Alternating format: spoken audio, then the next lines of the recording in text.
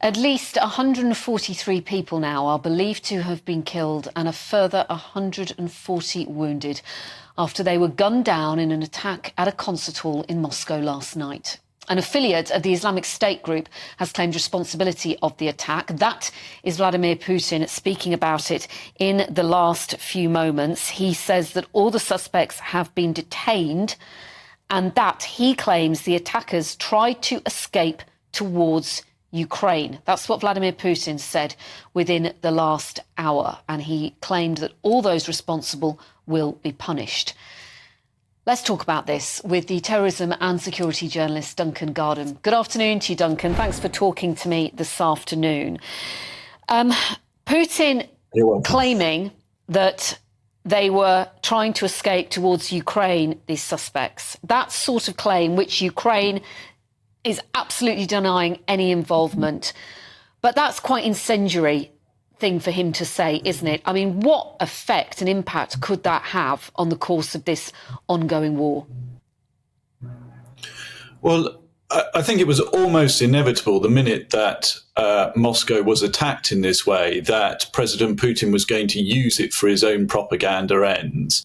The question was how far he was going to push that, and it's obviously taken him an hour or two, a little bit longer than that this morning, to really make up his mind about which direction he was going to take this. Now, a lot of the evidence seems to be coming out across suggesting that these attackers were using Tajik passports. In other words, that they had transited or had connections to Tajikistan, which is on the Afghan border and is a former Soviet state. So it appears that Putin has decided not to point the finger directly at Ukraine, but in a kind of typical Putin-esque way is saying, well, they must have been behind the attack. They must have helped inspire or instruct, or in this case, he's taken it only so far as to say they were helping them escape. Yeah. Could this then potentially give him an excuse to escalate this war?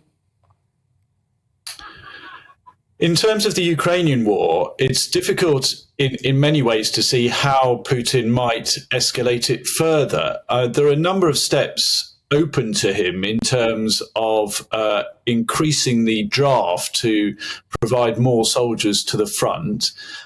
It is possible he might do that, but unlikely, because he is very focused on maintaining a certain level of popularity, and increasing the draft would limit that. But Russia is already making progress on the front in Ukraine and is taking, small but significant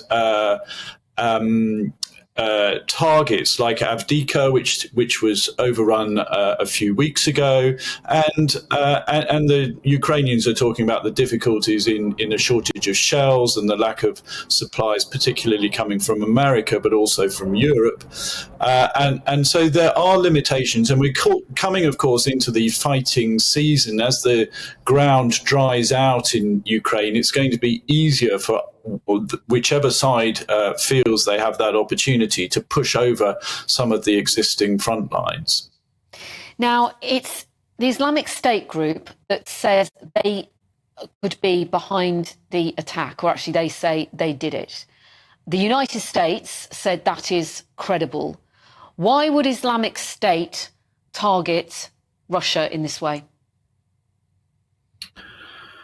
Well, that's the big question, isn't it? And I think that's the kind of question that people have been asking themselves across the non-Islamic world, if you like, since ISIS and Al-Qaeda started attacking them. And the question that we've asked ourselves in Britain when the attacks have come, and in France, in America, Madrid and elsewhere, Russia has been targeted probably for its support of attacks against ISIS. It's a backer of the Assad regime in Syria. And it also conducts attacks in the Caucasus, which is a Muslim majority area. Most people will have heard of Chechnya, but there are other states down there, Dagestan, Ingushetia, where they've been launching operations recently. And those have been areas of unrest on the southern border of Russia for quite a number of years, dating back to the First and Second Chechen Wars, and the second one being one of the things that helped Putin gain enormous popularity. So it's a complicated global position, but ISIS in itself has not gone away. And I think in the West, we tend to think, okay, it's been defeated, it's all done. But that's not the reality of the position. There's quite a few thousand fighters and allied tribes in Syria and Iraq. And there's also a significant presence in Afghanistan. And we've certainly seen individuals in the UK trying to travel out and join what's known as ISIS-K, ISIS Khorasan, which is their term for Afghanistan, because they see that as the coming power. Intelligence is suggesting that ISIS-K has developed ambitions beyond its borders in recent months. However, it has largely been focused on attacking fellow Muslims within Afghanistan since its inception a couple of years ago.